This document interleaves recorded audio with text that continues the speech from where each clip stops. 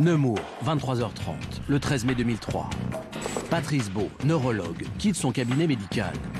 À peine est-il dans la rue que 2 coups de feu retentissent dans la nuit. Le médecin s'effondre. Il a tout juste le temps de prononcer des mots très énigmatiques.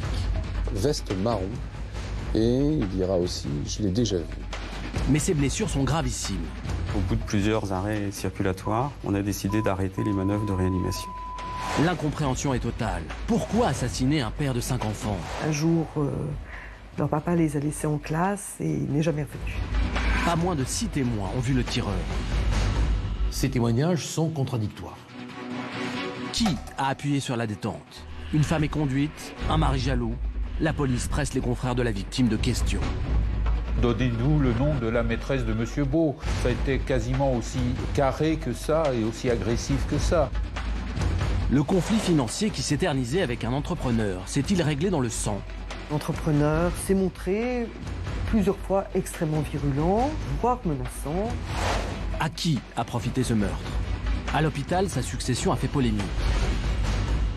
Qui va prendre sa place? Sa succession a été prise de façon autoritaire.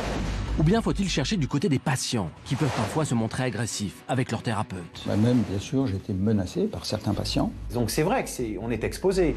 Et des patients, le docteur Beau en avait croisé énormément. Des milliers de noms, de pistes, des milliers de pages d'audition.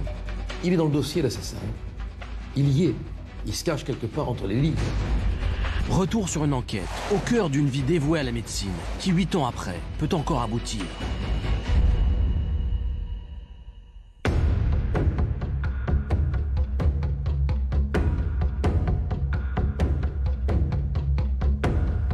Nous sommes à Nemours, en Seine-et-Marne, à 80 km au sud de Paris. Une petite ville paisible de 13 000 habitants, nichée dans la vallée du Loing. Et pourtant, c'est à quelques pas de ce panorama de carte postale que le docteur Patrice Beau a été froidement abattu de 2 coups de fusil de chasse alors qu'il sortait de son cabinet médical. Malgré les nombreuses pistes examinées par les policiers, 8 ans après, le meurtrier n'a toujours pas été identifié. L'affaire reste non élucidée. La veuve de Patrice Beau et ses 5 enfants continuent malgré tout d'attendre des réponses. Mais en l'absence de nouveaux éléments, le dossier peut à tout moment être refermé par le juge d'instruction. Nous avons donc voulu revenir sur cette affaire dans les moindres détails pour y apporter un regard neuf et peut-être recueillir de nouveaux témoignages qui permettraient de relancer l'enquête.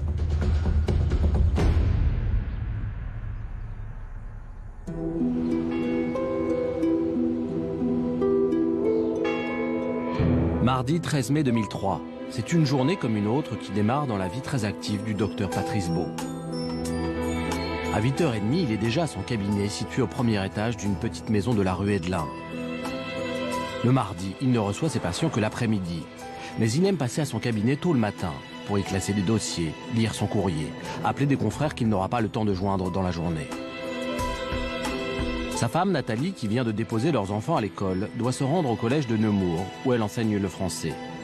Elle est en avance ce matin-là et décide d'aller embrasser son mari avant d'aller donner son premier cours. Je me suis trouvée être à Nemours aux environs de 9h.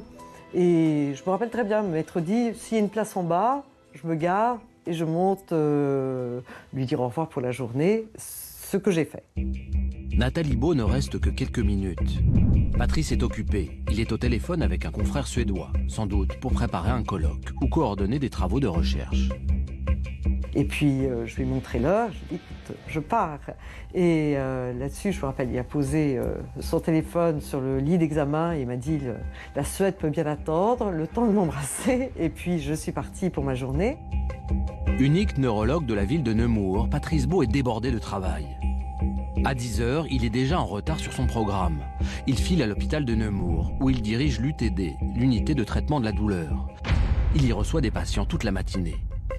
Après être passé à l'hôpital de Montargis, il revient à son cabinet pour ses consultations privées, prévues l'après-midi. Les patients s'enchaînent, sans interruption, jusqu'à 21h. Et la journée n'est pas terminée.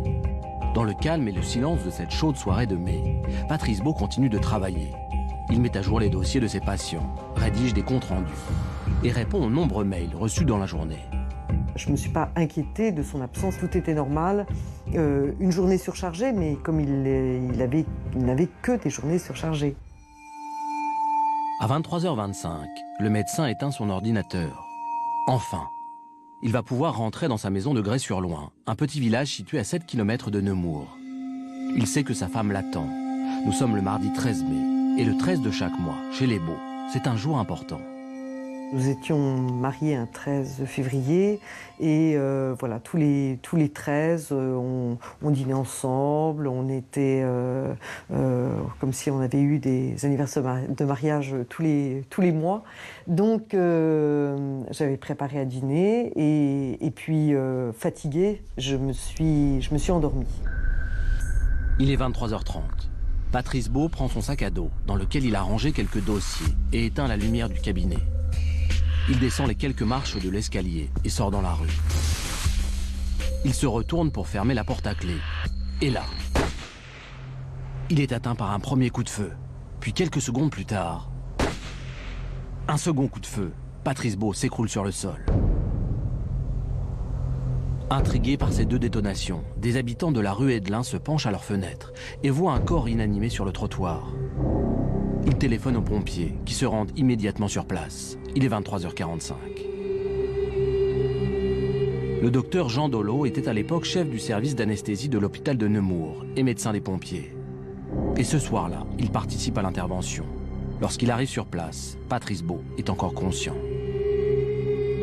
Il est d'emblée, pour moi, quelqu'un de gravissime. Il a cette agitation, cette angoisse, cette douleur qu'il exprime sur son visage. Et cette douleur qu'il exprime aussi dans son verbe, puisqu'il parle qu'il a mal, très mal, qu'il ne sent plus ses jambes, qu'il a du mal à les bouger, il sent bien. Et puis il est extrêmement préoccupé en fait par ses proches, par sa famille. La rue Edelin est trop sombre. Le docteur Dolot n'a pas suffisamment de lumière pour prendre en charge Patrice Beau et faire un bilan complet. Il le fait charger dans le véhicule d'intervention. Devant la gravité de la situation, le médecin cherche à savoir ce qu'il s'est passé. Patrice Beau pourrait bien ne pas s'en sortir. Donc je lui ai effectivement demandé à 2 reprises s'il pouvait nous donner des indications pour identifier qui avait tiré sur lui. Voilà. Et à chaque fois, il n'était plus dans un état psychique suffisant pour pouvoir répondre à cette question. Il était obnubilé, c'est-à-dire qu'en boucle revenait sa douleur, ses membres inférieurs, sa famille, mais il n'y avait pas de réponse accessible avec un dialogue vraiment avec une totale conscience. Jean Dolot endort alors la victime pour la soulager de ses douleurs. Puis il contacte l'hôpital de Nemours et prévient le bloc chirurgical de leur arrivée. Il faut opérer le docteur Beau le plus vite possible.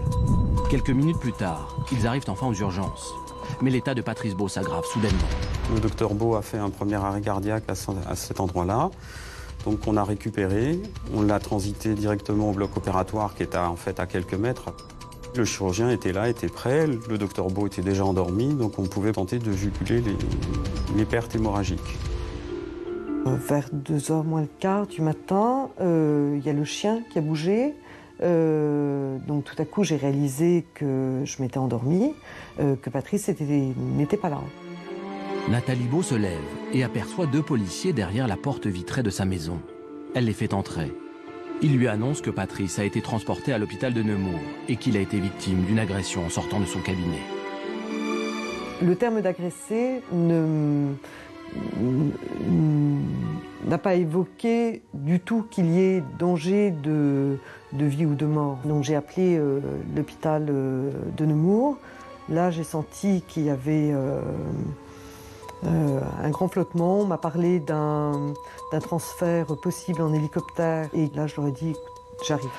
Dans le bloc opératoire, l'équipe réunie autour du chirurgien procède à l'analyse des blessures de Patrice. Ils ne peuvent rien faire. Plusieurs organes vitaux sont atteints. Il y avait un véritable trou au niveau thoracique, donc avec une atteinte pulmonaire certaine, et puis avec une atteinte, comme disait le chirurgien après son exploration, c'est pas possible, parce que les vaisseaux centraux sont atteints, et pour lui, même le cœur était atteint. Au bout de plusieurs arrêts circulatoires, et puis devant l'impossibilité technique chirurgicale de juguler l'hémorragie, on a décidé d'arrêter les manœuvres de réanimation. Patrice Beau est déclaré mort à 1h50 du matin. Ses amis et confrères n'ont pas pu le sauver. Nathalie arrive à son tour. Patrice venait de mourir. Et donc là, j'ai réalisé en très peu de temps que j'avais laissé mes enfants dans la maison et qu'on venait de m'asséner sur la tête le fait qu'il avait été assassiné. Paniquée, elle reprend sa voiture et se précipite chez elle. Et si l'individu qui vient de tuer son mari voulait s'en prendre à ses enfants?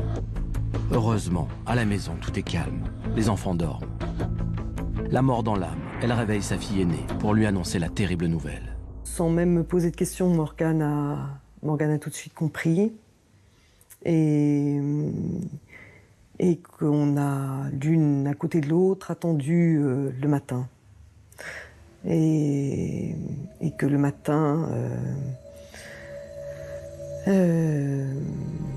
je n'arrivais pas à trouver les mots pour des mots pour dire et aux autres de mes enfants qui se réveillaient, qui attendaient leur papa pour partir en classe. J'avais quitté mon mari le mardi matin et il n'est jamais revenu.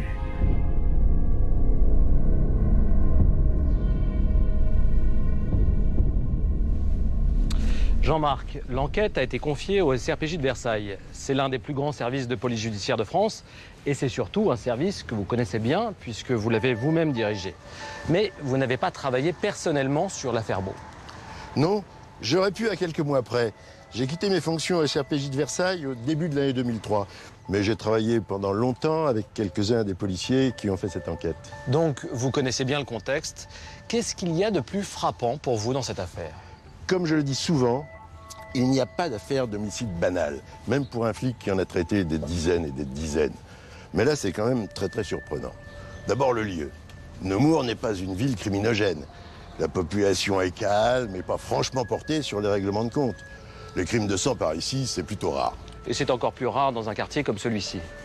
Il n'y a qu'à regarder autour de nous. Une zone résidentielle, pavillonnaire, avec des belles demeures bourgeoises et les habitants qui vont avec, des gens paisibles. C'est le dernier endroit où on s'attend à voir quelqu'un se faire abattre à coups de fusil. Qui plus est, un médecin. C'est pas une profession que la PJ classe d'habitude en tête des professions à risque. Patrice Beau est un neurologue établi, il a une clientèle régulière, une situation confortable, il ne fréquente ni de près ni de loin les milieux louches, il a ce qu'on appelle une vie sans histoire. Personne ne peut s'attendre à ce qu'il se fasse abattre de cette façon. Et lui, encore moins que quiconque. Justement, j'aimerais qu'on essaye de se mettre dans la tête du docteur Beau au moment précis où l'agression a lieu. Il vient de finir une grosse journée de travail puisqu'il éteint son ordinateur un peu avant 23h30. Il est probablement assez fatigué, il n'a qu'une idée en tête, enfin rentrer chez lui. Quand il franchit la porte de son cabinet médical, il fait des gestes machinaux qu'il a répétés 100 fois. Il éteint la lumière, il sort ses clés, il se retourne pour fermer la porte. Il ne prête sûrement aucune attention à ce qui l'entoure. Il n'est pas du tout sur ses gardes. Il est donc à la merci du tueur, totalement vulnérable. Oui, et on imagine le choc, l'incompréhension, la terreur quand il reçoit le premier coup de feu.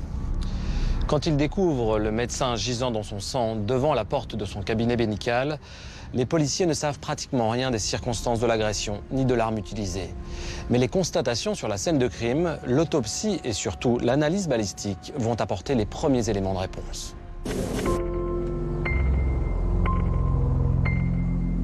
Les enquêteurs de la brigade criminelle de Versailles, saisis par le procureur de Fontainebleau, se rendent rue Hédelin quelques heures après le drame. Ils procèdent aux premières constatations. Sur le sol, en face de la porte d'entrée du cabinet, 2 traces de sang, encore visibles. Des analyses ultérieures indiqueront qu'il s'agit bien du sang de la victime. Sur le trottoir, les policiers saisissent le trousseau de clés du docteur Beau et contre le mur, son sac à dos. Dans le caniveau, ils découvrent aussi des dizaines de petits plombs. Grâce à ces éléments matériels, ils ont une idée plus précise de ce qui a pu se passer. Cet officier de police du SRPJ de Versailles a longtemps dirigé l'enquête. Il témoigne à visage caché en raison des nouvelles fonctions qu'il exerce. On peut faire des suppositions puisque sur la scène de crime, on retrouve les clés du docteur Beau qui ouvre la porte qui donne accès à l'escalier qui va conduire à son cabinet médical au premier étage. Cette porte est ouverte, les clés sont par terre. Quand il est abattu, il est vraisemblablement en train de fermer cette porte, ou il s'apprête à le faire. 2 jours après le drame, le corps de la victime est transporté à l'Institut médico-légal de Paris pour l'autopsie. Patrice Beau est mort des suites d'une hémorragie interne provoquée par le coup de feu qui l'a atteint sous l'aisselle gauche. Le second coup de feu, qui l'a touché dans le dos, n'a entraîné qu'une blessure superficielle. Par ailleurs, aucune marque de défense n'est visible sur le corps. Le docteur Beau ne s'est donc pas débattu. Tout porte à croire qu'il a été attaqué par surprise. Le SRPJ de Versailles ordonne alors une expertise balistique pour analyser les plombs découverts dans le corps de la victime. Cette expertise balistique nous apprend, tout d'abord, c'est que la cartouche utilisée est vraisemblablement une cartouche de chasse, petit plomb, qui est utilisé pour la chasse au petit gibier. Mais on peut strictement rien faire avec les plombs. Absolument rien. Les enquêteurs ne peuvent en effet pas relier ces plombs à l'arme utilisée, ni au meurtrier. Pour mieux comprendre, nous sommes allés rencontrer Pierre Laurent. Il est balisticien. Il n'a pas travaillé sur ce dossier, mais a été désigné comme expert dans de nombreuses affaires criminelles. Voilà le type de cartouche utilisée. Donc on a ici de la granule de plomb où il y a plusieurs centaines de petits plombs. On a la boue en feutre qui est derrière les petits plombs et on a un obturateur en plastique. Dans le cas qui nous intéresse, ces petits plombs, c'est du plomb de 7, c'est très très courant. La boue en feutre, c'est une boue en feutre tout à fait classique et très très courante.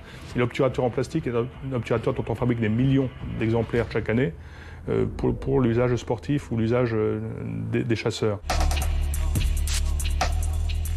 Il existe des millions de cartouches identiques à celles utilisées par le meurtrier. Il est donc impossible de savoir dans quelle armurerie ce dernier a pu se les procurer. Autre enseignement de l'expertise, grâce au type de bourre retrouvé dans le corps de la victime, on sait que la munition a été tirée par un fusil de calibre 12. Une arme bien trop répandue pour espérer, là encore, identifier le tueur. C'est le calibre le plus courant qui soit, donc on a plus de 10 millions de fusils candidats en France pour pouvoir avoir commis ce meurtre. En associant les conclusions de l'autopsie et les résultats de l'expertise balistique, Pierre Laurent précise comment le meurtrier a effectué ces 2 tirs sur le docteur Beau. Nous avons dans les 2 cas un orifice d'entrée qui est circulaire. Les plombs n'ont pas eu le temps de se disperser. Les plombs n'étaient même pas en phase naissante de dispersion. La charge de plomb se comporte en fait comme une balle unique. Donc on a vraisemblablement affaire à des tirs à très courte distance, de l'ordre de quelques dizaines de centimètres. Si le meurtrier avait tiré à une distance de plusieurs mètres, les plombs se seraient dispersés. Ils auraient atteint la victime en de multiples impacts, mais beaucoup moins gravement. Patrice Beau n'aurait probablement pas succombé à ses blessures. En tirant ainsi à 2 reprises à bout portant, le tueur ne pouvait pas manquer sa cible. L'intention de tuer est évidente. Quel a été l'ordre des tirs? Les experts refusent de se prononcer sur cette question. Pierre Laurent émet, lui, une hypothèse en basant sa réflexion sur les angles des 2 tirs. Donc on peut envisager comme une hypothèse probable que le premier tir aurait été le tir qui impacte le flanc gauche, tir qui laisse l'ensemble des éléments de munition à l'intérieur du corps. Le deuxième tir, dans ce cas-là, devient le tir à l'épaule droite qui rentre et qui ressort plus bas dans le dos, à peu près au niveau de la colonne vertébrale, selon un angle relativement vertical et peut correspondre à un deuxième tir alors que la victime a commencé à bouger ou à s'écrouler.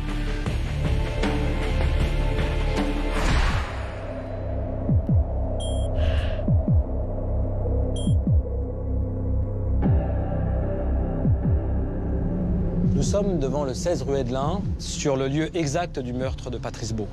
C'est au premier étage de cette maison qu'il avait son cabinet médical et c'est devant cette porte qu'il a reçu les 2 coups de feu tirés par son agresseur. Si on se base sur les analyses et les résultats de l'autopsie, on a un peu de mal à se faire une idée précise de la séquence criminelle. Mais on a quand même une certitude, les cartouches étaient de calibre 12, ce qui nous donne des indications sur l'arme utilisée. Le calibre 12, c'est un calibre très courant pour les fusils. Il y a notamment le fusil de chasse de calibre 12 à double canon, mais il y a aussi le fusil à pompe, comme on a tous vu dans les films d'action.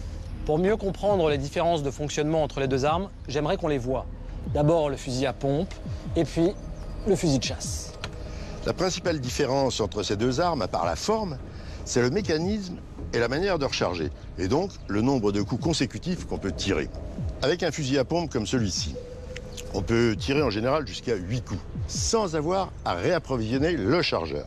On arme la pompe, on tire, et là, ça éjecte la cartouche et ça réarme le fusil à pompe. Ça permet de tirer un second coup, puis un troisième, un quatrième, etc. Mais on n'a pas retrouvé de cartouches vides sur les lieux après le meurtre. Si le tueur s'est servi d'un fusil à pompe, ça impliquerait qu'il a fait le ménage et qu'il a ramassé les cartouches vides avant de quitter les lieux. C'est possible, mais ça paraît peu probable. Seconde hypothèse, il a utilisé le fusil de chasse à double canon, comme celui-là. Là, le fonctionnement est très différent. Pour le charger, on déverrouille et on casse. Ça s'appelle casser. Ensuite, on met 2 cartouches neuves, une dans chaque canon. On referme. Le fusil est prêt à tirer. Mais là, on ne peut tirer que 2 fois. Oui. Après ça, si on veut tirer à nouveau, il faut à nouveau casser le fusil, rebasculer le canon, retirer les cartouches qui ont été tirées et réapprovisionner l'arme. On peut donc penser que le tueur a plutôt utilisé un fusil de chasse de ce type. Ça expliquerait qu'il n'y eut que 2 coups de feu très rapprochés. Le tueur a tiré 2 fois sans recharger et les 2 cartouches vides sont restées dans le fusil. Il est reparti avec le fusil et les cartouches. Évidemment, les enquêteurs ont fait des vérifications auprès des chasseurs. Oui, mais c'est l'exemple type de la piste sur laquelle on peut gaspiller beaucoup de temps et d'énergie. À Nemours et dans les environs, des chasseurs, c'est pas ce qui manque. Il y a des zones boisées tout autour de la ville. On est en pleine région de chasse. Pour resserrer les investigations, on peut croiser ces données avec d'autres. Par exemple, essayer de voir qui, dans l'entourage du docteur Beau, est parmi ses patients, est chasseur et possède ce genre d'arme. C'est ce que les enquêteurs ont fait, mais sans résultat. Pour se procurer un fusil et des munitions de calibre 12, j'imagine qu'il faut un permis et que les détenteurs sont répertoriés. En 2003, oui. Mais 10 ans avant, c'était pas le cas. On pouvait s'en procurer chez n'importe quel armurier sans aucune formalité. Il y a des tas de gens qui ont chez eux des fusils de calibre 12 au fond d'une armoire, au-dessus de la cheminée et au fond d'un tiroir. Ils ont gardé les munitions qui vont avec. Répertorier tous ces détenteurs sauvages, c'est pratiquement impossible. En tout cas, le tueur n'a pas utilisé une arme ni des munitions de professionnels. Non, c'est plutôt la pétoire standard. Quant au plomb de 7, c'est du petit plomb qui sert pour tirer des lapins ou des grives. Pour abattre un homme avec ça, faut être certain de pouvoir tirer à bout portant. Et si on trouvait cette arme lors d'une perquisition chez un suspect, par exemple, est-ce qu'elle pourrait l'incriminer? 8 ans après, on aurait beaucoup de mal à dire si c'est vraiment celle qui a tué Patrice Beau. C'est un peu technique, mais je vais vous expliquer. Les cartouches de chasse, c'est pas comme les balles. Les armes à feu qui tirent des balles ont un canon rayé à l'intérieur. Quand on tire, la balle garde des rayures caractéristiques qui permettent de dire qu'elle a bien été tirée par cette arme. Un peu comme une signature. Mais l'intérieur d'un fusil de chasse est lisse. Il ne laisse pas de traces caractéristiques sur les plombs. Donc, on n'a aucun moyen d'affirmer que telle arme a tiré tel plomb. En revanche, on peut faire des comparaisons entre le percuteur d'une arme et la marque qu'il laisse sur la douille de la cartouche. Sauf qu'on n'a pas retrouvé de douille sur la scène de crime. Et on voit mal l'auteur du crime conserver pendant 8 ans des douilles qui pourraient l'incriminer. Si les informations dont on dispose sur cette arme ne permettent pas de remonter facilement jusqu'à l'auteur, il y a une chose dont on est sûr, c'est que 2 détonations de calibre 12, on l'a entendu, c'est très bruyant. Oui, et à 23h passées un mardi soir dans un quartier résidentiel comme celui-ci, ça s'entend à des centaines de mètres à la ronde. Du coup, la police a pu recueillir de nombreux témoignages de passants et de riverains. Des témoignages qui permettent d'en savoir plus sur le tueur, sur sa détermination, sur son passage à l'acte et même sur son signalement. L'analyse de la scène de crime et les expertises n'apportent pas d'éléments permettant d'identifier le meurtrier. Mais les enquêteurs ont un atout, les nombreux témoins oculaires de la rue Hedelin. Grâce à eux, ils peuvent reconstituer le scénario du meurtre de Patrice Beau.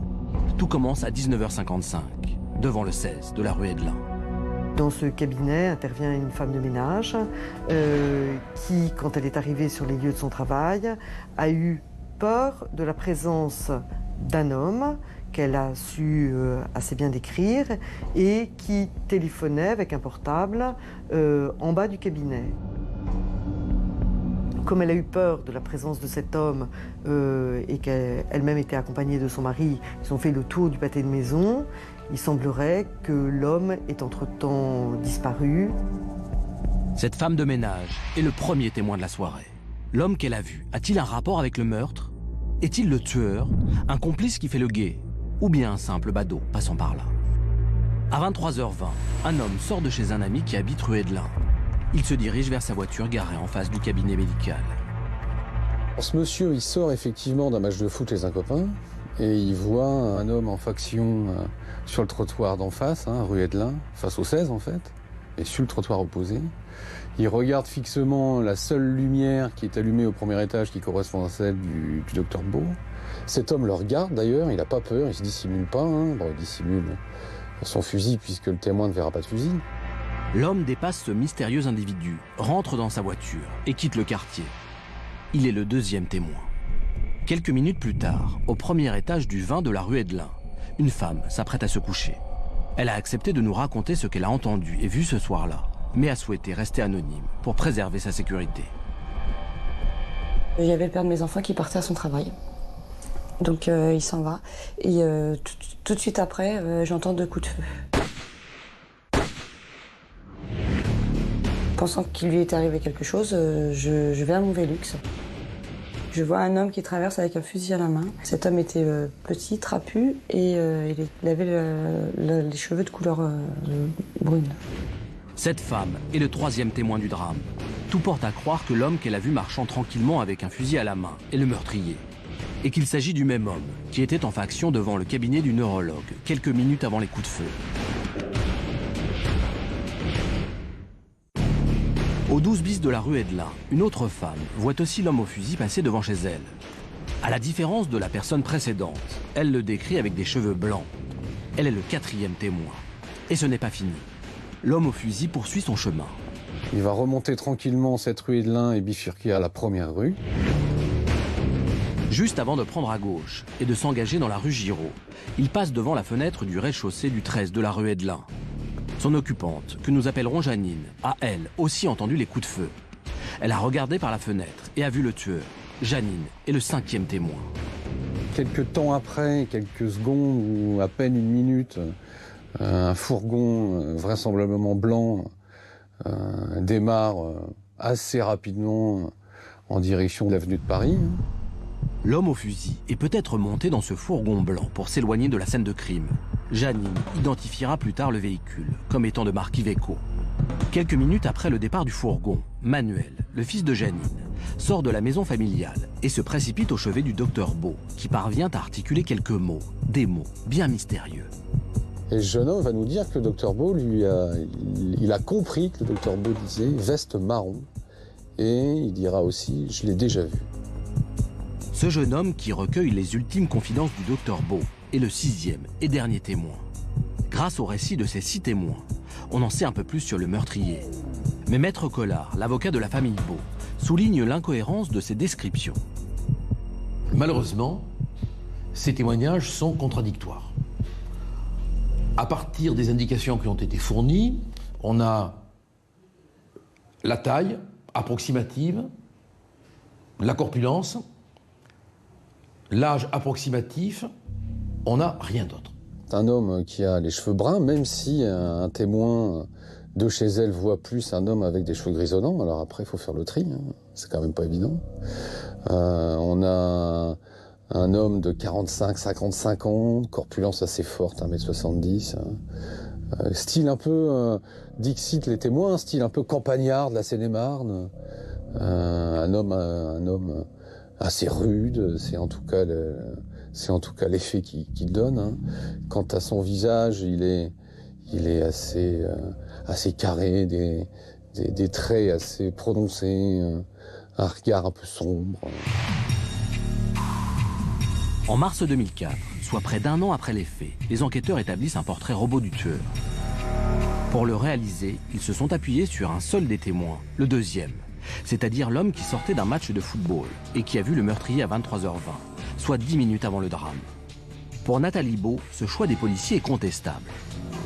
Ce témoin-là a peur de la présence de cet homme, donc il ne va pas le dévisager, il va passer son chemin et il va pouvoir en donner un portrait, mais approximatif. On n'a pas forcément choisi celui-là pour faire un portrait robot, mais c'était le mieux placé et c'est le seul qui s'en sentait capable en fait. On n'a pas qui sortirait de ce portrait un visage qu'on pourrait reconnaître.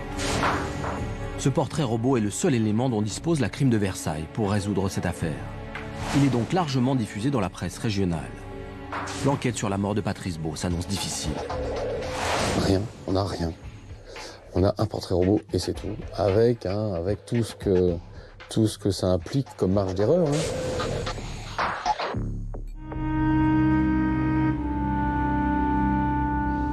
Jean-Marc, en recoupant tous les témoignages recueillis par les enquêteurs de la Crime de Versailles, on peut maintenant reconstituer la séquence criminelle plus précisément. D'abord, on a affaire à un tueur déterminé qui attend patiemment sa victime. Les témoins parlent d'un homme qui attend devant le 16 de la rue Edelin, les yeux rivés sur la fenêtre. Il ne peut pas y avoir erreur sur la personne, c'est bien Patrice Beau et personne d'autre qui est visé. On n'attend pas patiemment sous les fenêtres d'un cabinet médical pour se tromper de client au moment fatidique. On a affaire à un assassin qui a prémédité son acte et qui connaît sa cible. Il n'a pas peur d'être vu puisqu'il planque à découvert en pleine rue, au risque d'être reconnu plus tard. Le tueur fait quand même preuve d'un sang-froid étonnant. Il attend sur le trottoir. Au moment où il voit le docteur sortir du cabinet, il traverse la rue. Il décharge son fusil à bout portant. Il fait sursauter tout le quartier. Et au lieu de partir en courant, il s'en va tranquillement. On est face à quelqu'un qui a le sentiment du devoir accompli. Il a fait ce qu'il devait faire. Une fois que c'est fait, il s'en va. Point barre. Tous les témoins donnent une description physique du tueur. Certaines descriptions sont assez détaillées, mais elles ne se recoupent pas toujours. L'un parle de cheveux grisonnants, un autre de cheveux bruns. La taille et le type varient aussi. Comment faire le tri parmi tous ces témoignages ? Le témoignage oculaire, c'est précieux, mais c'est fragile. La peur ou l'émotion brouille la perception. Par exemple, quelqu'un de menaçant paraît plus grand qu'il n'est en réalité. Ses traits paraissent plus durs. Et puis, on est dans une rue peu éclairée, en pleine nuit. Les cheveux brillants peuvent paraître argentés sous la lumière d'un lampadaire. Des cheveux gris peuvent paraître noirs dans la pénombre. Il vaut mieux se concentrer sur les détails concordants. Donc, dans notre cas, un homme d'âge mûr, plutôt corpulent, vêtu d'une veste sombre et mesurant entre 1m70 et 1m80. Sur la taille, on peut être assez précis pour une fois. Janine, qui habite ici au 13 de la rue, l'a vu passer devant sa fenêtre au rez-de-chaussée, alors qu'elle se tenait dans sa cuisine. D'après elle, le visage de l'homme arrivait au niveau de la rambarde. Donc, on peut en déduire qu'il fait à peu près ma taille, 1m70. Le portrait robot qui a été diffusé dans la presse locale et nationale n'a rien donné. Mais il a été diffusé très tard, à partir de mars 2004, c'est-à-dire près d'1 an après les faits. Et il a été établi à partir d'un seul témoignage, alors que 5 personnes, peut-être 6, ont vu le meurtrier. C'est vrai qu'un seul témoin sur 5 ou 6, c'est un peu maigre. Il y a une autre piste intéressante, c'est celle du véhicule dans lequel le tueur aurait pris la fuite. Quelqu'un a pu voir un homme au volant d'une camionnette blanche se garer dans la rue Giraud le mardi 13 mai 2003, avant le meurtre. Il a aussi pu être aperçu après, dans les rues de Nemours ou aux alentours. Si c'est le cas, il faut le signaler aux enquêteurs. Toutes les informations peuvent servir. On a parlé de 6 témoins oculaires, mais il y en a un 7e, le docteur Beau lui-même. Manuel, le fils de Janine, qui a tenté de lui porter secours, l'entend murmurer « veste marron, je l'ai déjà vu, je l'ai déjà vu ». Et encore aujourd'hui, ça reste une énigme. On peut interpréter ces paroles de plusieurs manières. Ça peut vouloir dire que Patrice Beau a déjà remarqué un homme à la veste marron qui le surveillait ou le suivait. Mais il faut aussi se souvenir que Patrice Beau est médecin. Dans la bouche d'un médecin, voir quelqu'un signifie aussi le recevoir comme patient. On a tous entendu notre toubib nous demander « Quand est-ce que je vous ai vu pour la dernière fois ?» Il aurait alors reçu son assassin en consultation ? Ça n'est qu'une hypothèse parmi d'autres, bien sûr. L'analyse de la scène de crime n'a rien révélé de déterminant. Aucun ADN n'a été prélevé, même si le tueur est resté pendant un certain temps sur le lieu du crime, et l'arme reste introuvable. Pour les enquêteurs, la clé du mystère est ailleurs, et elle se trouve peut-être dans la vie de la victime elle-même. Après avoir longtemps habité la région parisienne, Patrice Beau et sa femme, Nathalie, s'installent dans la région de Nemours en 1995. Leurs 5 enfants sont encore jeunes. Ils souhaitent les élever loin de l'agitation de la capitale. Ils achètent une maison dans le village de Grès-sur-Loing. Très attaché à sa famille, le docteur Beau est aussi un bourreau de travail. C'était un homme qui dormait très peu, donc il se levait très tôt le matin et il se couchait extrêmement tard le soir. Il avait une grande passion de ses patients. et se plaignait de ne pas avoir assez de temps pour travailler. Neurologue de formation, Patrice ouvre un cabinet rue Edelin et intègre l'hôpital de la ville. Passionné par la lutte contre les douleurs chroniques, un domaine alors trop peu exploré en France, il crée un nouveau service, l'UTD, l'unité de traitement de la douleur. Nous sommes en 1997. Le docteur Jean-Luc Saclier est anesthésiste à l'hôpital de Nemours. Il a cofondé l'UTD avec Patrice Beau. L'objectif des deux médecins est ambitieux, prendre en charge des malades en échec thérapeutique. On est amené à voir des patients qui sont compliqués. Des patients qui ont des pathologies lourdes, des pathologies anciennes, qui posent problème à leur médecin traitant habituel. Et pour soulager ces patients, l'UTD mise sur une approche pluridisciplinaire en réunissant différents spécialistes autour des malades. Le succès est rapidement au rendez-vous. Le service s'est fait connaître sur le plan local, régional, départemental essentiellement. Et dans le domaine de la douleur, on existait vraiment. Véritable remueur d'idées, Patrice Beau multiplie les projets et s'affirme très vite comme le leader du service. Il devient une des personnalités importantes de l'hôpital. Le neurologue Gérard Mick était un des plus proches amis de Patrice. Il admirait son combat pour ses patients douloureux chroniques. C'est un médecin très proche de ses patients, donc qui prenait en charge comme un professionnel de santé de proximité, c'est-à-dire un neurologue de ville, ces patients, quelle que soit la pathologie présentée. Et en particulier pour les patients douloureux chroniques qui nécessitent un suivi, une coordination des acteurs de proximité et institutionnels. Donc il savait faire tout cela, mais il savait conserver évidemment à l'esprit qu'il s'occupait d'une personne. Concession Larentec a travaillé de longues années aux côtés du docteur Beau. Elle a dès l'origine fait partie de l'aventure de l'UTD, comme infirmière coordinatrice. Il avait cette volonté de faire participer tout le monde et on n'était jamais ridicule quand on s'exprimait à côté de lui, bien au contraire. Il invitait chaque collaborateur à donner son point de vue, toujours avec beaucoup de modestie. Il ne faisait pas faire valoir son savoir, absolument pas. C'était quelqu'un d'humble. Passionné par son métier, Patrice multipliait les activités. En plus de son cabinet à Nemours et de l'UTD, il se rendait régulièrement à l'hôpital de Montargis pour analyser des résultats d'examens neurologiques. Et 2 jours par semaine, il travaillait aussi à la Fondation Rothschild à Paris. Le docteur Jean-Baptiste Thiebaud, neurochirurgien à la Fondation, connaissait Patrice depuis près de 20 ans. Il essayait de continuer à avoir une activité de terrain, mais également à faire de la recherche dans le domaine de la douleur. C'est pour ça qu'il venait à la Fondation Rothschild et c'est pour ça qu'il participait à des activités internationales dans le cadre de la Société internationale de l'étude de la douleur. Il a ouvert la voie à l'imagerie fonctionnelle de la douleur neuropathique en France, mais il n'a pas eu le temps de développer cet aspect-là. Patrice Beau avait aussi une autre passion, sûrement la plus importante à ses yeux. Sa femme et ses 5 enfants, 2 garçons et 3 filles. La petite dernière n'avait que 8 ans au moment de son décès. Il associait volontiers sa famille à son amour de la médecine. On participait énormément à sa vie professionnelle et il avait cette très grande faculté qu'ont les gens exceptionnels, parce que je pense avoir eu la chance de côtoyer un être exceptionnel, de vous donner l'impression que vous êtes intelligent parce qu'il vous explique les choses de façon tellement simple qu'on a l'impression non seulement de les comprendre, mais presque d'être à la hauteur, en fait, de pouvoir les expliquer à quelqu'un d'autre. Curieux de tout, musicien accompli, il jouait du piano presque chaque soir. Il aimait aussi marcher en montagne. Et surtout, il était tombé amoureux de l'Irlande, un pays où il emmenait sa famille chaque année en vacances. Et là encore, la médecine n'était jamais très loin. Et je me le rappelle au bout d'un rocher en Irlande avec sa canne à pêche, en train d'expliquer à un enfant tous les mécanismes du cerveau qui permettaient à la fois de comprendre la stratégie du pêcheur, du poisson, de la façon dont les choses marchaient dans l'existence. J'ai passé une grande partie de ma vie à l'attendre. Alors, de temps en temps, on en arrive à la colère en se disant « mais c'est pas possible d'attendre aussi longtemps ». Mais quand on le voyait arriver, c'était un tel bonheur qu'il n'y avait plus lieu ni de colère, ni de quoi que ce soit. Ce mardi 13 mai 2003, il ne rentrera jamais chez lui retrouver Nathalie. Quelqu'un a décidé de l'assassiner et de briser le destin de cette famille unie. Le terme même d'assassinat est d'une telle violence que il m'a fallu longtemps avant de l'apprivoiser. Je l'ai beaucoup écrit avant de pouvoir le prononcer.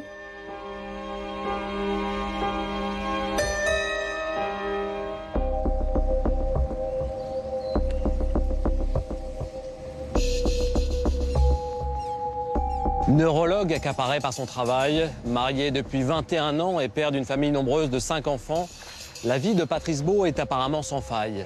C'est un homme intelligent, travailleur, énergique, aisé mais sans ostentation. On ne lui connaît pas d'ennemis. Mais les annales de la police judiciaire sont remplies de ces vies sans histoire qui finissent en tragédie.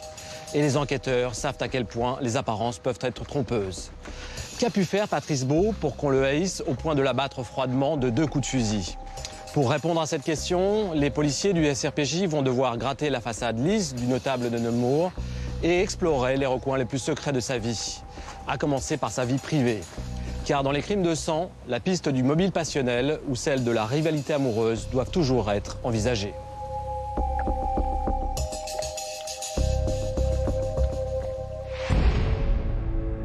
Neurologue réputé, mari aimant, bon père de famille, la vie privée de Patrice Beau semble parfaitement heureuse.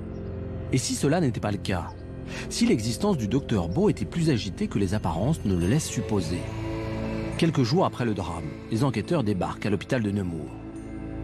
Alors, les enquêteurs d'emblée, en arrivant, nous ont évoqué la piste passionnelle en nous disant d'emblée 75% de ce genre de crimes sont un crime passionnel et tout. Donc, donnez-nous le nom de la maîtresse de Monsieur Beau. Ça a été quasiment aussi carré que ça et aussi agressif que ça.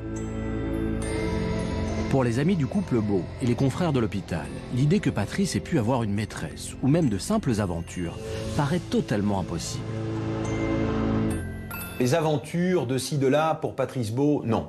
Non et non. Lui connaissant un emploi du temps très surchargé et surtout sachant à tout moment où il était, on savait le joindre, on savait où le joindre, et il nous disait où il était et en combien de temps il serait arrivé. J'ai du mal à caser dans cet emploi du temps autre chose que du professionnel. Double vie pour lui, qu'est-ce qu'il va en faire de sa double vie? Il avait tellement à faire à côté, il était tellement, encore une fois, amoureux de sa femme et de ses enfants, il avait tellement envie de prendre et de croquer tout ce qu'il avait entre les mains, il n'avait pas besoin d'autre chose. Et puis dans une petite ville comme Nemours, tout se sait. Si le docteur Beau avait eu une liaison, il lui aurait été difficile de la cacher. Et ce d'autant que Nathalie, sa femme, venait souvent au cabinet de la rue Edelin, sans prévenir son mari. Elle aurait facilement pu le surprendre. Patrice aurait pris des risques considérables, sachant que je travaillais avec lui au cabinet, donc que j'avais la clé, que je sortais les dossiers, que j'arrivais sans crier gare. Le mardi matin, il ne pouvait même pas se douter que j'allais arriver pour lui dire au revoir. A priori, les enquêteurs n'ont rien à gratter de ce côté-là. Pourtant, un élément les intrigue. L'analyse du disque dur de l'ordinateur du docteur Beau à son cabinet permet de découvrir qu'il a reçu des mails ambigus d'une secrétaire médicale de l'hôpital. Les enquêteurs découvrent que cette femme est venue le 13 mai 2003, jour du meurtre, au cabinet de Patrice Beau vers 18h, pour lui faire signer des papiers. Elle est restée une trentaine de minutes, puis est repartie. Et si ces mails à caractère intime et cette visite rue Edelin avaient suscité la jalousie du mari de la secrétaire médicale et l'avaient conduit à se venger? Possible. Les enquêteurs vérifient. On est venu à s'intéresser au mari, effectivement, de cette infirmière, qui lui, en apprenant ça, est totalement tombé des nues. Il a fait l'objet d'une perquisition à son domicile, de longues auditions, de présentations devant le témoin qui avait établi le portrait robot, qui ne l'a absolument pas reconnu. Le mari de cette secrétaire médicale est donc mis hors de cause. Patrice Beau n'a pas été victime d'un mari malheureux ou jaloux. La PJ de Versailles écarte l'hypothèse du crime passionnel.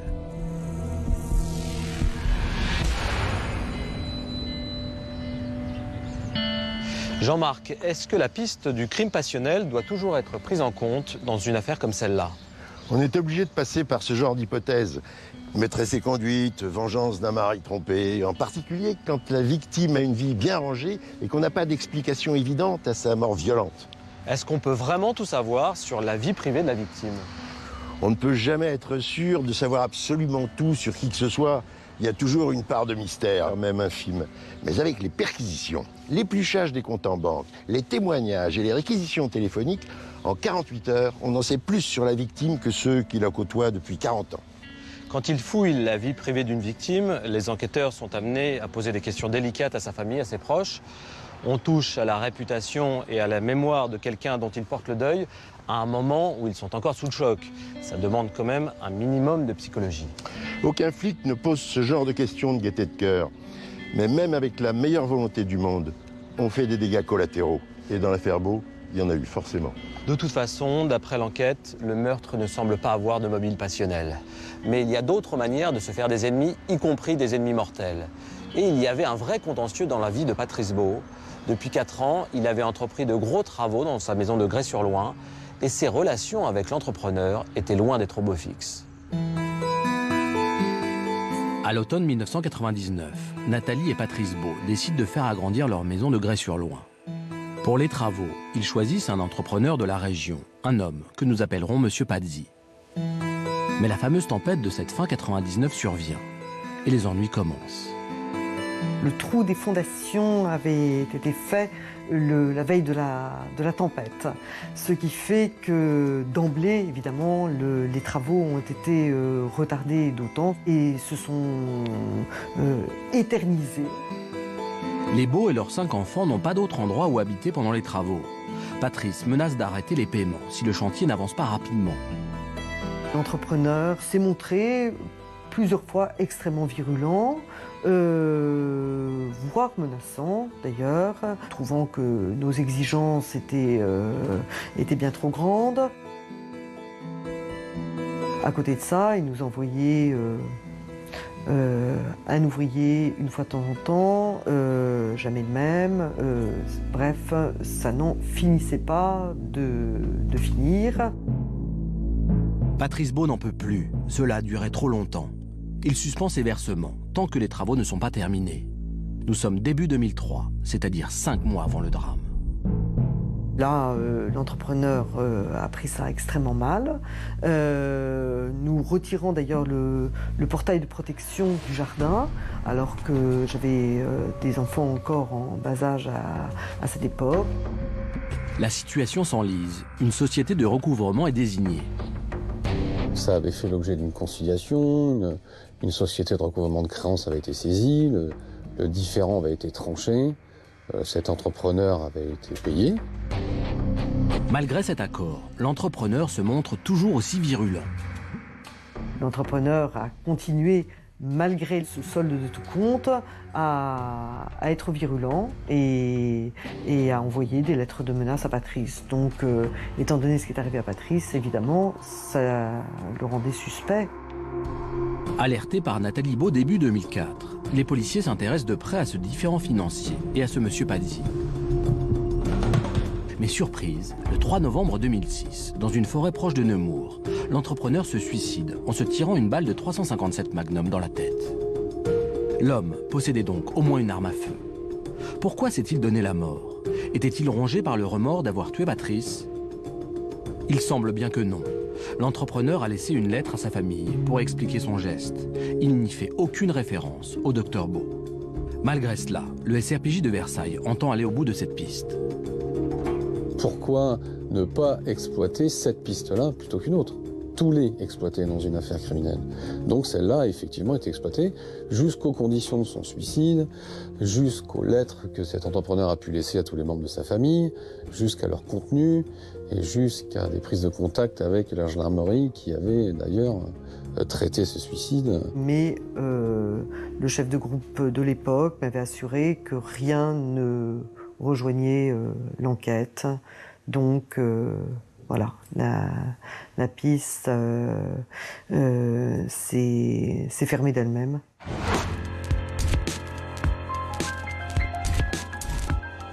Monsieur Pazzi, l'entrepreneur, a été mis hors de cause. Quand bien même des soupçons auraient continué de peser sur lui, les derniers mots de Patrice Beau l'innocenteraient. Tué par son entrepreneur, il n'aurait pas dit « veste marron, je l'ai déjà vu ». Il aurait simplement dit « Pazzi », un nom qu'il ne connaissait que trop bien. Comme celle du crime passionnel, la piste du différend financier se referme. Si la clé de l'énigme n'est pas dans la vie privée de Patrice Beau, elle est peut-être dans sa vie professionnelle. Il passe tout son temps entre son cabinet et les 2 hôpitaux où il exerce, et sa spécialité, la neurologie, est très sensible. Quand Patrice Beau annonce un diagnostic, il parle de maladies graves qui affectent le système nerveux, Parkinson, Alzheimer, des noms terribles qui peuvent pousser un patient fragile ou son entourage au désespoir et pourquoi pas à une haine mortelle.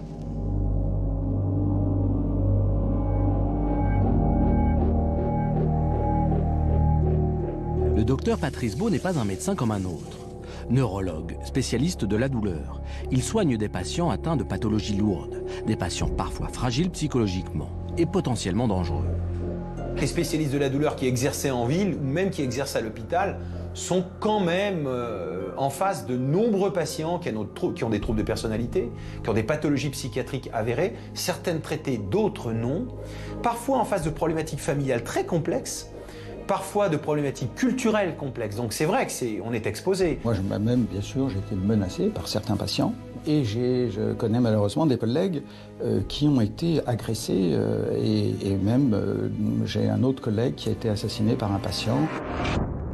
Juillet 2001, l'ophtalmologiste Pascal Baraco est assassiné par un patient déséquilibré qui s'estimait mal soigné. Le meurtrier s'est suicidé quelques jours plus tard d'une balle dans la tête. Même si ces cas extrêmes restent heureusement rarissimes, les actes de violence commis par des patients contre leurs médecins sont une réalité. Roland Coutenceau, chef du service de psychiatrie de l'hôpital de la Garenne-Colombes et criminologue, nous explique les ressorts de ces déviances. En vouloir à quelqu'un est une manière, je dirais, tragiquement humaine de résoudre le fait de ne pas être guéri, d'être encore mal. Et alors, le patient, dans son fort intérieur, dans sa subjectivité, je vais le dire, macère un ressentiment en rendant responsable le médecin. Donc là, on voit, ça se passe en circuit fermé. Ça se passe dans le silence du cerveau du patient. Les policiers s'intéressent donc aux relations que Patrice Beau entretenait avec ses patients. Son comportement dans l'intimité de son cabinet ou à l'hôpital aurait-il pu conduire l'un d'eux à commettre l'irréparable? Une évidence s'impose. Il est un médecin en retard. Déjà, c'est un médecin qui avait tout le temps du retard, mais alors tout le temps. C'est quelqu'un qui prenait les gens en consultation avec 1 heure, 1 heure et demie de retard.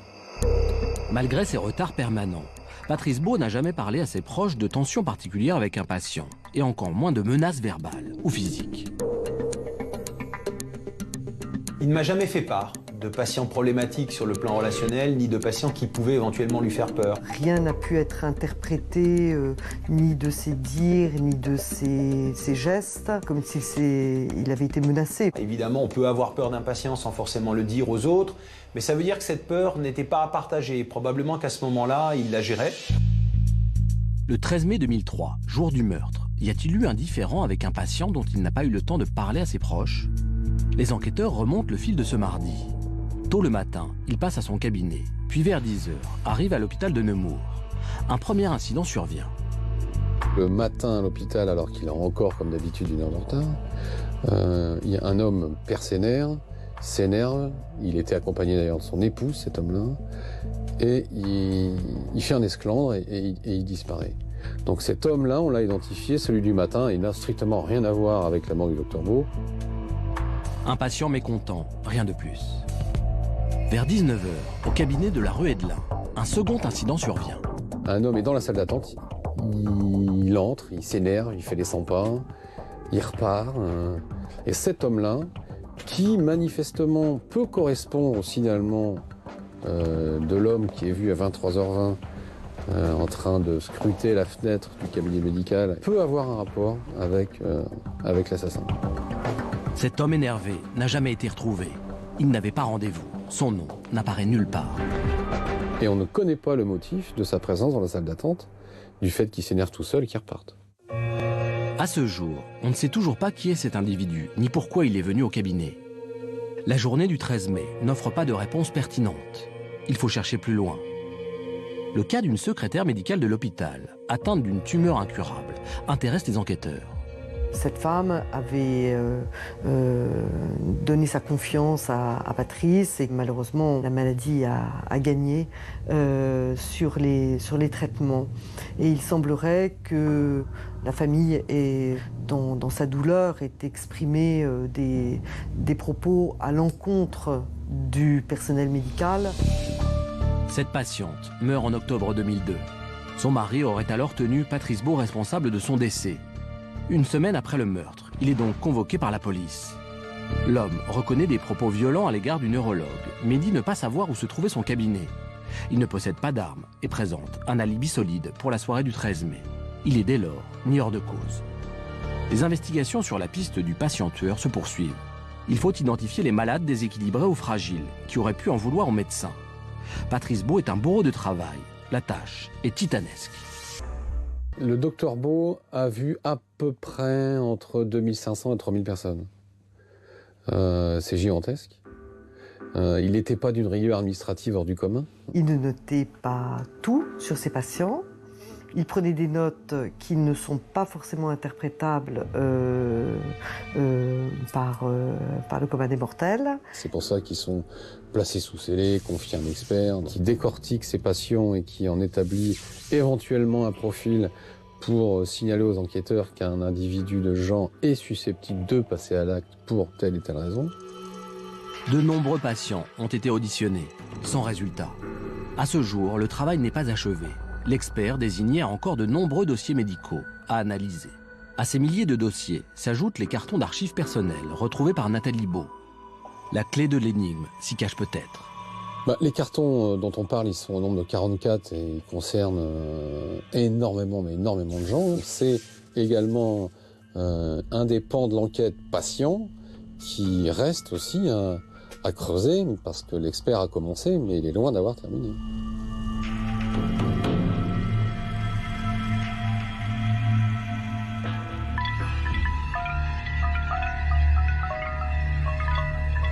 Entre ses consultations privées et les 2 hôpitaux où il exerce à temps partiel, dont le centre hospitalier de Nemours, qui se trouve juste ici, Patrice Beau suit près de 3000 patients. Est-ce que son assassin pourrait être l'un d'eux? Autant la piste amoureuse paraissait fragile et celle de l'entrepreneur très tirée par les cheveux, autant celle du patient est très prometteuse. La neurologie, c'est pas de la bobologie. On ne soigne pas des diarrhées mal contenues à coups d'ultralevure. On a affaire le plus souvent à des pathologies lourdes, débilitantes et parfois même mortelles. La menace peut venir du patient ou de son entourage. D'ailleurs, Patrice Beau en avait fait l'expérience lui-même puisqu'il avait été menacé par un mari qui le rendait responsable de la mort de sa femme. On comprend qu'on puisse avoir du ressentiment envers un médecin, mais on a du mal à croire que cela puisse aller jusqu'au meurtre. Et pourtant, ça arrive. On l'a vu avec l'agression de l'ophtalmologiste de l'hôpital Rothschild en 2001, ou plus récemment, en février 2011, avec ce gastro-entérologue de l'hôpital Henri Mondor à Créteil, qui a été attaqué à coups de couteau. Est-ce que, selon vous, l'assassinat de Patrice Beau pourrait répondre à ce schéma? C'est tout à fait possible. On peut imaginer que l'un de ses patients, à qui il aurait annoncé une très mauvaise nouvelle, lui en aurait voulu personnellement au point de vouloir le tuer. Avec ses 3 lieux de travail, il était toujours pressé, souvent en retard. Il a pu rater des rendez-vous ou en expédier d'autres. On ne sait jamais comment un patient atteint d'une maladie grave ou son entourage peuvent réagir dans ces cas-là. D'ailleurs, il y a ce patient qui se met en colère dans la salle d'attente du cabinet de la rue Edelin le 13 mai vers 19h. Et cet homme n'a jamais été identifié. Si quelqu'un sait de qui il s'agissait ou peut donner de nouvelles informations sur cet individu, il n'est pas trop tard pour le signaler aux enquêteurs. Toutes les pistes sont encore ouvertes et l'affaire n'est pas classée. Aujourd'hui encore, certains parmi les proches de Patrice Beau et parmi ses anciens confrères sont convaincus que c'est du côté des patients qu'il faut chercher l'assassin. Mais passer près de 3000 dossiers médicaux au peigne fin, ça n'a rien d'évident. En France, on ne rigole pas avec le secret médical. Les officiers de police judiciaire ne peuvent pas débarquer comme ça avec une commission rogatoire pour fouiller eux-mêmes dans les dossiers à la recherche d'un suspect.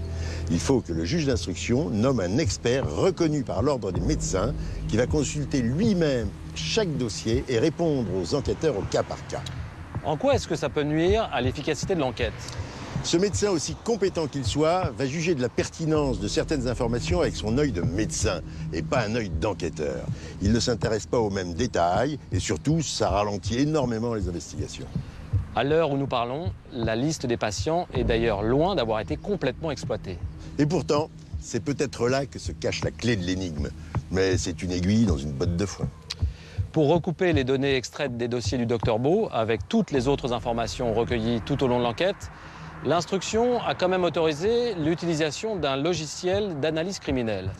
C'est une méthode qui permet de voir, par exemple, si un nom ou un numéro de téléphone d'un patient n'apparaîtrait pas ailleurs dans la procédure. Mais pour l'instant, ça n'a pas donné de résultat.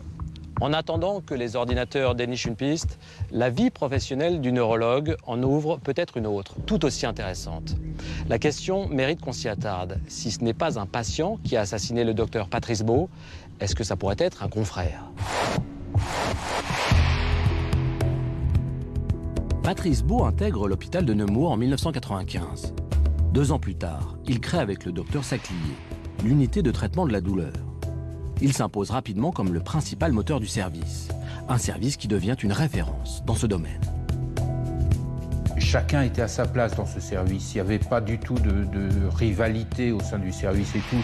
Le binôme que nous avions formé, Patrice Beau et moi-même, à la création du service, était reconnu par tout le monde. Après la mort de Patrice, la question de sa succession à la tête de l'UTD se pose tout naturellement. Un des médecins de l'équipe, arrivé en 2001, cherche alors à s'imposer à la surprise de tous. Une infirmière du service, qui a souhaité rester anonyme, se souvient de ces jours douloureux qui ont suivi le drame. Ce confrère, par exemple, a voulu très vite réunir l'équipe, très vite, en disant bon voilà, alors maintenant, qui va prendre sa place? Ça, c'était peut-être le 2e jour. C'est vrai que moi, j'étais choquée parce que ça venait d'arriver, on était tous sous le choc et on pensait pas du tout à une éventuelle succession d'abord, pas du tout. Sa succession a été prise de façon autoritaire par un confrère qui n'a pas remporté visiblement l'unanimité de ceux qui y travaillaient. Une grande partie du personnel a choisi de quitter cette unité suite au décès de Patrice Beau, et je fais partie de ces gens-là. Une partie a choisi d'y rester et n'y est pas resté très longtemps parce que le climat changeait au sein du service.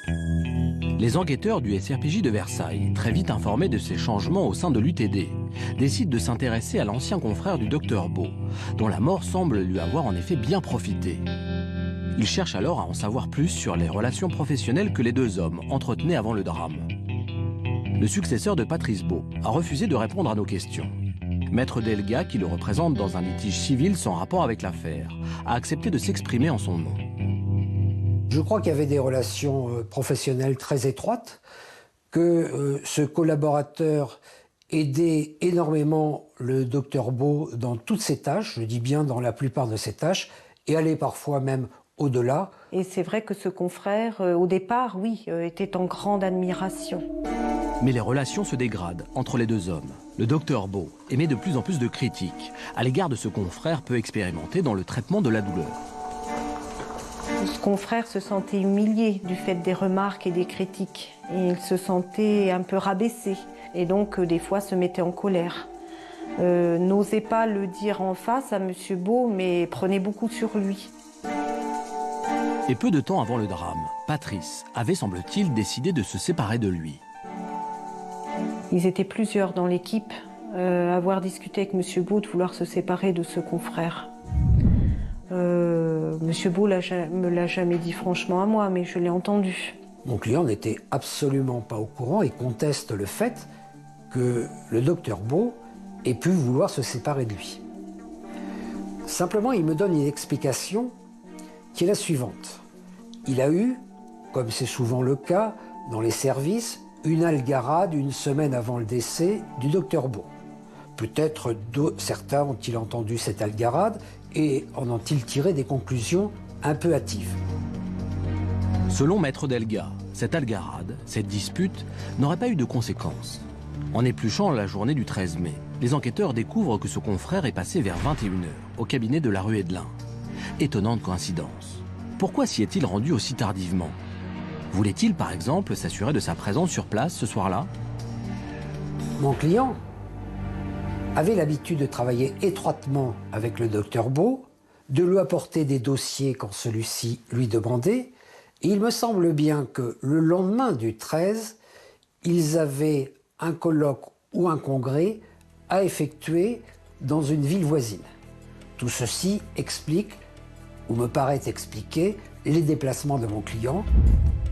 Les enquêteurs convoquent le médecin au SRPJ et l'interrogent pendant plusieurs heures. Une chose est sûre, l'homme qu'ils ont devant eux ne correspond pas aux descriptions des témoins, et ce, de façon indiscutable. S'il est impliqué dans cette affaire, ce serait comme commanditaire.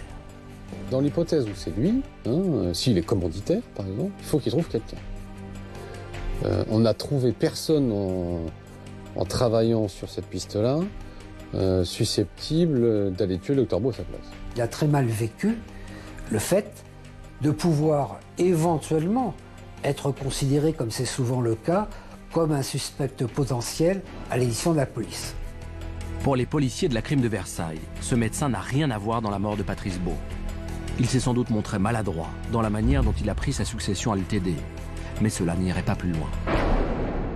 Ensuite, comment analyser son comportement vis-à-vis des employés de l'UTD? On peut l'employer de diverses façons. Il est possible que la mort du docteur Beau l'ait propulsé à la tête de service, ce qui est vraisemblable du reste. Ensuite, il est possible que ça ait pu lui monter à la tête. C'est possible. La position qu'il a occupée après n'est dans l'enquête qu'une conséquence de la mort de Patrice Beau, mais pas la cause de la mort de Patrice Beau.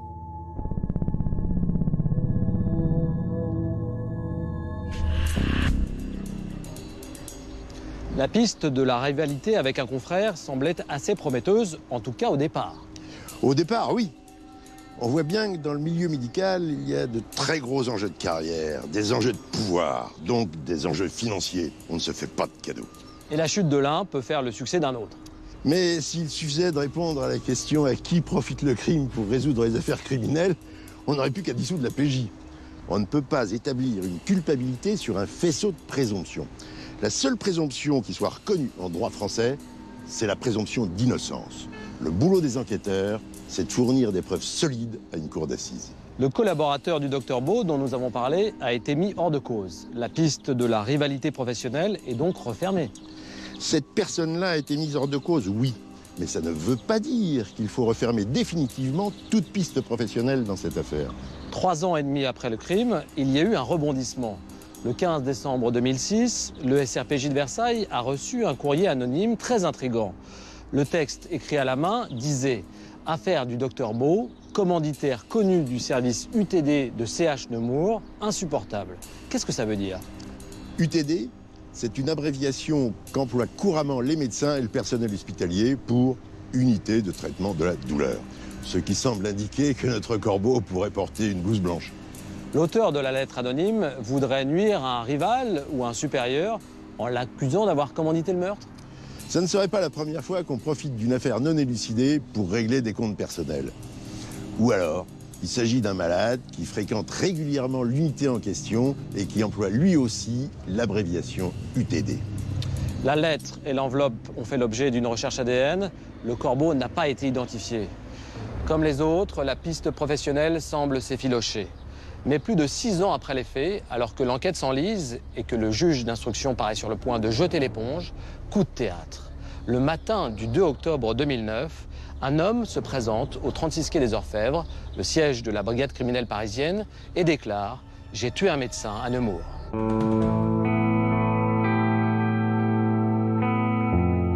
Paris, 2 octobre 2009, 8h45. Un homme d'une quarantaine d'années, que nous appellerons Bachar, se présente au 36 quai des Orfèvres. Il a un aveu à faire. Un aveu pour le moins surprenant. Maître Julier a été l'avocat de Bachar. Il a accepté de revenir pour nous sur cette étonnante affaire. Quand il arrive donc à l'accueil, il dit s'accuser d'un crime selon lui commis en 1995 dans la région de Nemours sur un médecin. Il est à ce moment-là retenu entre guillemets à la brigade criminelle. Il est ivre. et il est, semble-t-il, confus et excité un peu et stressé. Donc il n'est pas bien. Les policiers de la crime sont déconcertés par de tels aveux. Un meurtre commis en 1995 sur un médecin de Nemours, a priori, ça ne leur dit rien. Ils vérifient et tombent, bien évidemment, sur l'affaire Beau. Avec une incohérence de taille. Le meurtre du médecin ne date pas de 1995, mais de 2003. Ils placent Bachar en cellule de dégrisement et contactent la PJ de Versailles, qui vérifie immédiatement à qui ils ont affaire. L'homme qui vient de s'accuser habite Nemours, tiens donc. Et surtout, il a un casier judiciaire long comme le bras. Il a en effet connu un certain nombre de difficultés qui ont amené à des interpellations, des contrôles ou des procédures judiciaires. Donc on a quelqu'un qui n'a pas eu une vie très simple, manifestement. Et en témoigne un passé judiciaire qui n'est pas forcément d'une gravité considérable, mais qui existe. Et ce n'est pas fini. Les policiers apprennent aussi que Bachar fréquente depuis plusieurs années le service de psychiatrie de l'hôpital de Nemours. Peut-être a-t-il déjà croisé le docteur Beau. Les enquêteurs contactent son psychiatre, qui explique que Bachar est un patient très fragile, instable même, et sujet à une dépendance grave à l'alcool, provoquant des crises de mythomanie. La PJ de Versailles veut tirer cette histoire au clair et le ramène dans ses locaux pour l'entendre. L'audition démarre le 2 octobre 2009, vers 22h. Bachar raconte qu'il est arrivé la veille, le 1er octobre, gare de Lyon à Paris pour faire la fête. Car le lendemain matin, 2 octobre, il est convoqué au tribunal correctionnel de Paris pour des agressions à l'arme blanche commises dans le métro en août 2009. Il explique qu'il a erré finalement toute la nuit dans Paris de bar en bar, qu'il a bu beaucoup de bière, qu'il a ensuite bu 6 ou 7 whisky, je crois, selon ce qu'il explique, et qu'il a erré dans Paris jusqu'au petit matin, sachant qu'il devait aller à cette audience. Après cette nuit d'ivresse, il se retrouve dans un café en face du palais de justice. Il n'a pas le courage de se rendre à la convocation du tribunal. Alors, lui vient cette idée folle d'aller se livrer à la police, en s'accusant d'un crime. Il explique ensuite, en répondant aux questions des enquêteurs, qui lui disent « Mais donc, qu'est-ce que vous avez à dire sur ce crime dont vous êtes accusé ce matin ?» Et tout de suite, il dit « C'est pas vrai ». Donc, il n'y a pas une phase où on l'interroge, on le met en porte-à-faux, etc. Il se rétracte immédiatement et tout de suite et spontanément, eu égard à ses aveux du matin. Bachar explique aux enquêteurs ce qui s'est passé dans sa tête le matin.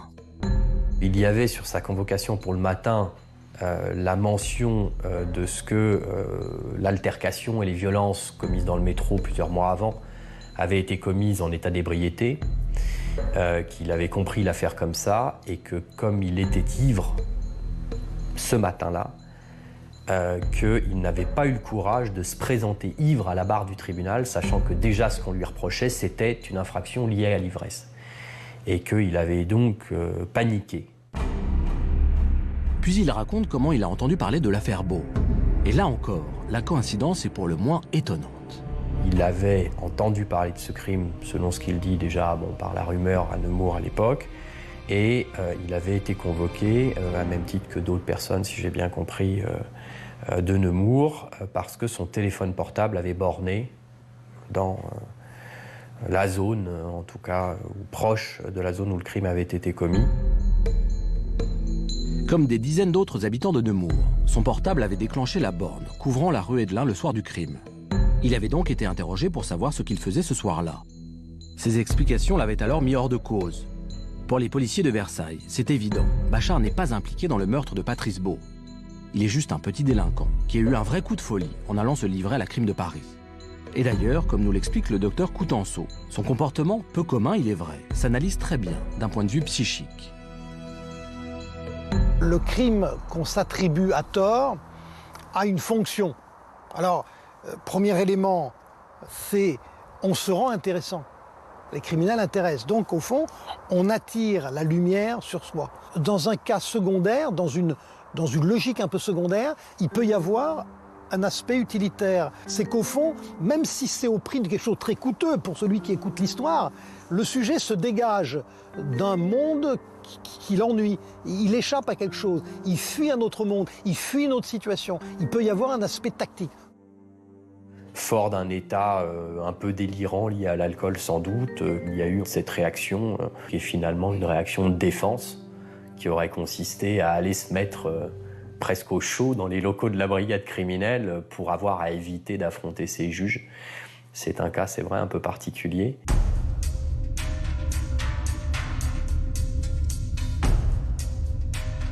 L'histoire de Bachar est assez troublante.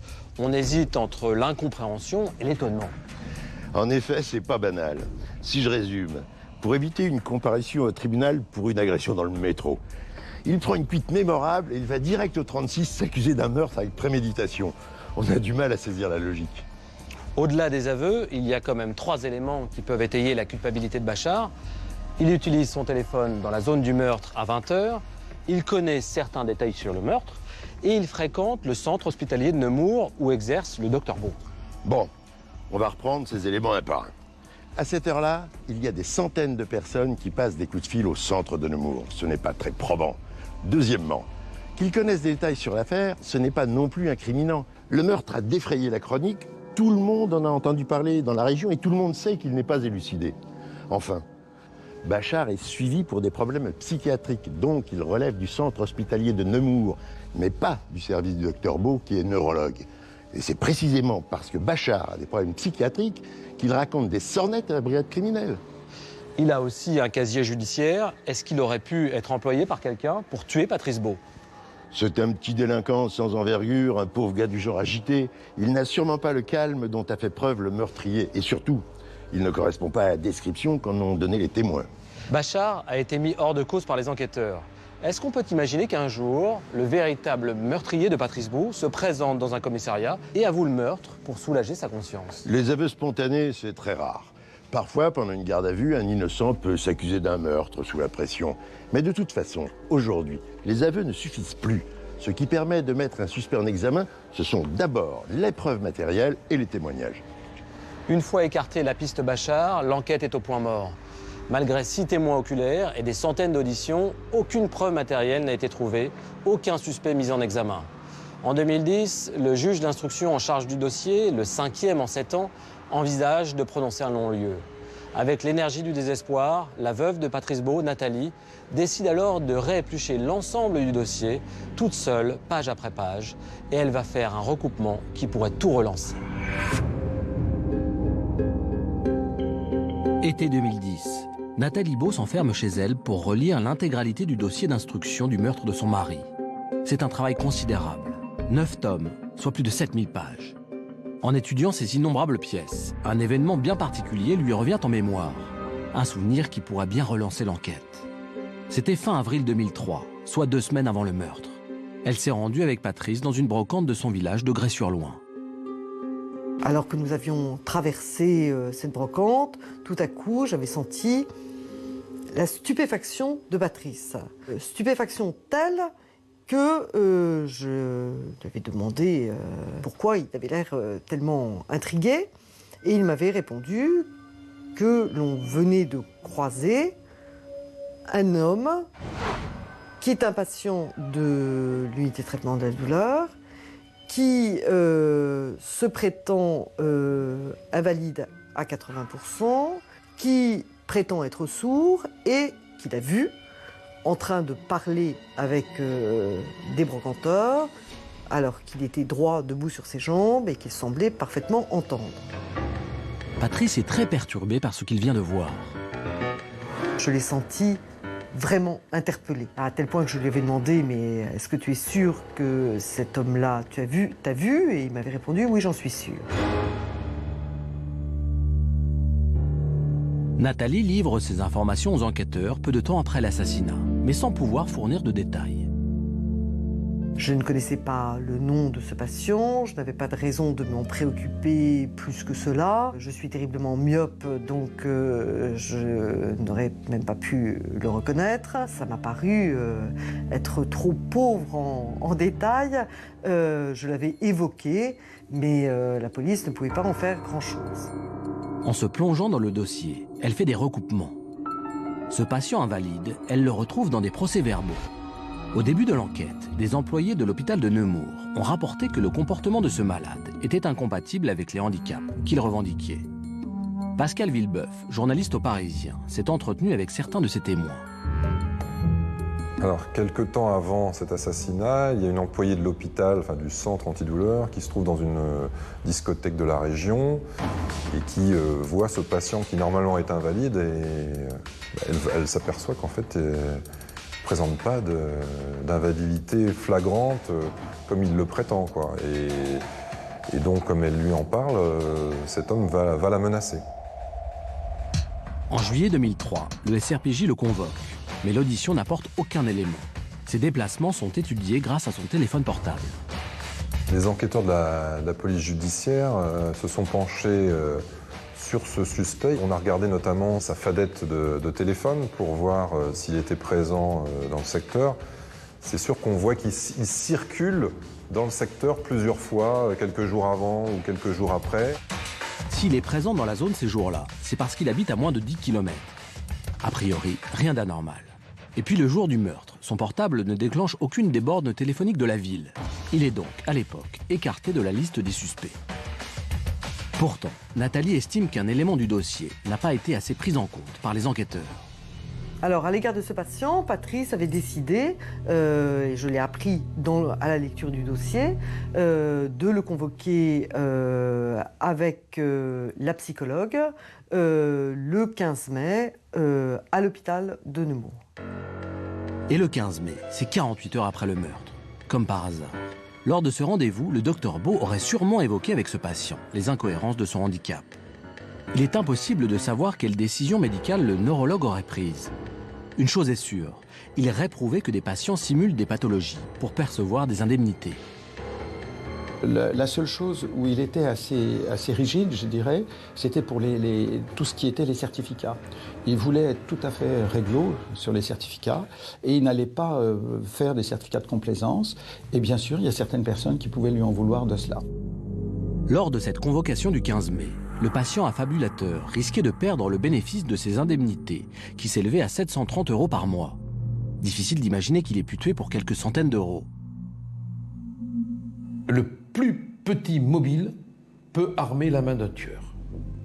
C'est lui qui, dans sa tête de criminel, à travers la loupe grossissante de son psychisme, donne la vraie dimension au mobile. Ce n'est pas nous. On peut tuer pour 100 €. J'ai vu des crimes pour 45 €. Nathalie Beau espère que les enquêteurs feront toute la lumière sur ce patient peu ordinaire. La piste a été soulevée, il y a un certain nombre de documents, il y a des documents qui peuvent confondre ce monsieur dans le mensonge et de laisser la piste inachevée n'est pas satisfaisant.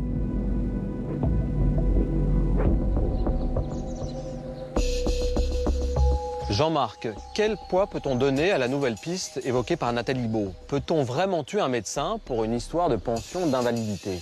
Comme l'a dit Maître Collard, l'avocat de la famille Beau, ça peut nous paraître dérisoire. Mais ça ne l'est peut-être pas tant que ça pour la personne en question. Non seulement, cet homme risque de perdre son gagne-pain si on s'aperçoit qu'il feint l'invalidité. Mais en plus, l'État peut exiger le remboursement des sommes qu'il a perçues au cours des années, avec pénalité et amende à la clé. Et même engager des poursuites pénales contre lui. Ça peut lui coûter cher. Il croise le docteur à la brocante, il sait qu'il a été reconnu.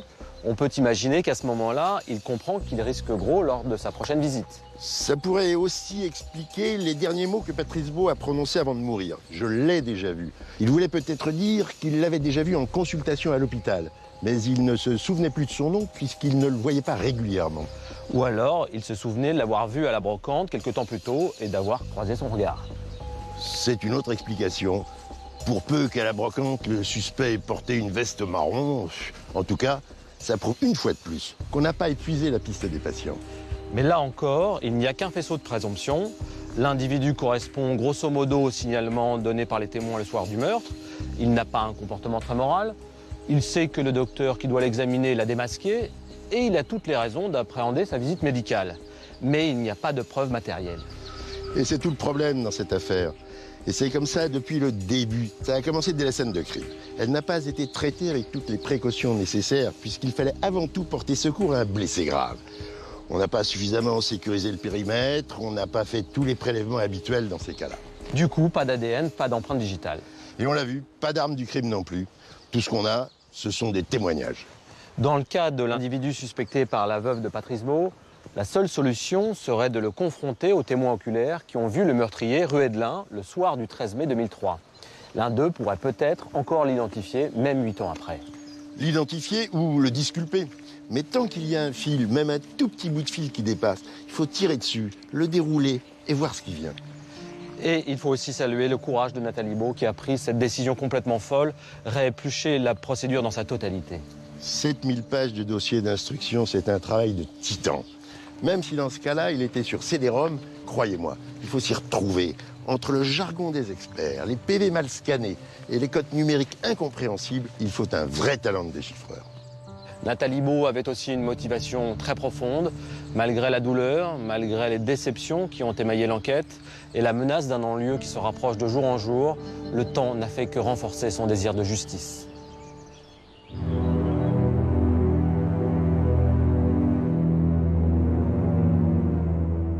Je suis devant l'incompréhensible, oui, devant l'incompréhensible. Surtout quand on voit qui était Patrice, un homme de 46 ans, le père de 5 enfants, quelqu'un d'équilibré, de compréhensif. Il y avait certainement une autre manière de lui demander ce qu'on avait à lui demander que de le tuer. Depuis 8 ans, Nathalie se bat pour connaître la vérité, savoir enfin ce qu'il a bien pu se passer ce jour-là, et pouvoir expliquer à ses 5 enfants pourquoi et comment ils ont perdu leur père. Madame Beau est une femme admirable. Elle ne s'est jamais découragée. On peut dire qu'elle a été, dans cette affaire, l'enquêteur et le policier. Elle a constamment relancé les services.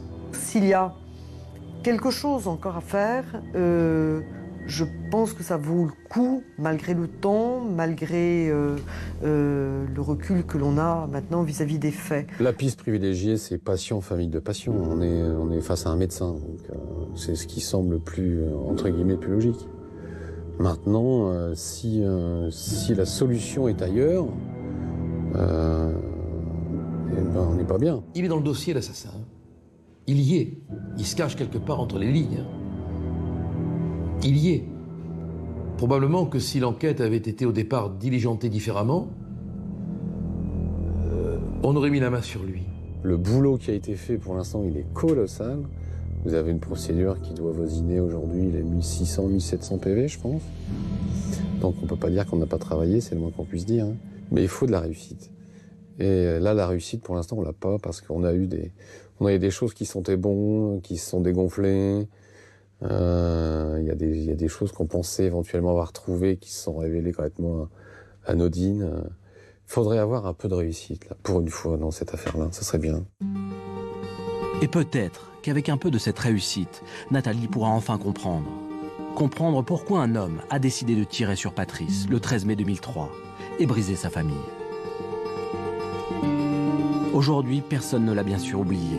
Son souvenir, ses qualités humaines, son dynamisme professionnel accompagnent tous les jours ses amis et ses confrères. Je n'aurai jamais l'élégance de mon ami Patrice, jamais. Mais peut-être que j'ai acquis un peu de cette force. Je ne lui ai pas pris, j'ai acquis, j'ai appris.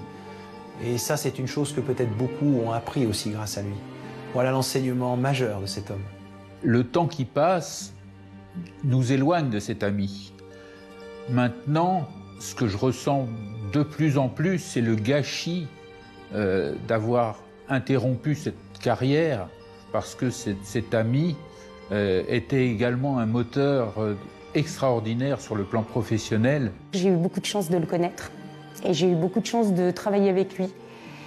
Et que je pense que quelqu'un de cette hauteur, peut-être que professionnellement parlant, peut-être que je ne rencontrerai plus. Ça paraît tellement absurde, tellement. Ça a dû lui paraître tellement absurde, tellement...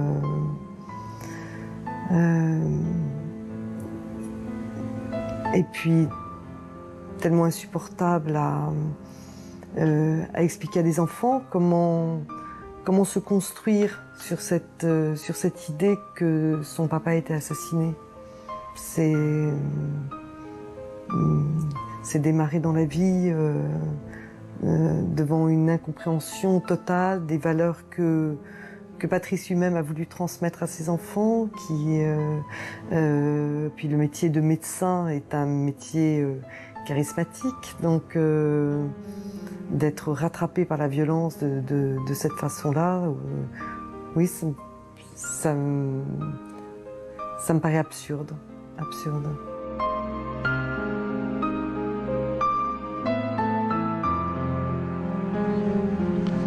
Nous sommes arrivés au bout de notre parcours sur la piste de l'assassin de Patrice Beau. Tout au long de ces 8 années d'enquête, beaucoup de portes se sont fermées, certaines sont restées entr'ouvertes, d'autres peuvent encore s'ouvrir et mener un jour à la vérité. Dans les affaires criminelles, le temps qui efface les traces et les souvenirs joue souvent en faveur du meurtrier. Mais la volonté farouche d'une seule femme, avec toute son énergie de mère et d'épouse, aura prouvé que malgré l'essoufflement de la machine judiciaire, il ne faut jamais baisser les bras. C'est en tout cas la leçon que nous souhaitons retenir. Bonsoir.